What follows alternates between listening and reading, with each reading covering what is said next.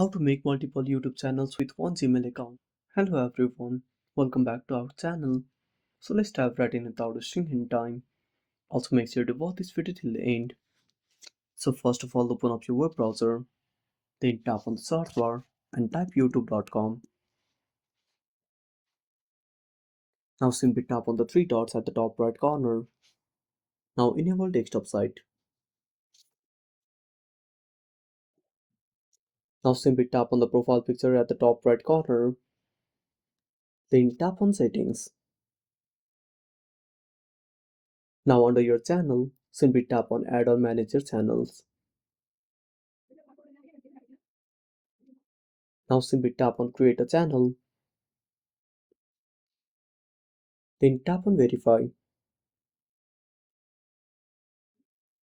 Now simply verify your information, then you will be able to create multiple channels. And that's it. Thanks for watching. Make sure to subscribe our channel and hit the bell icon. See you in the next video.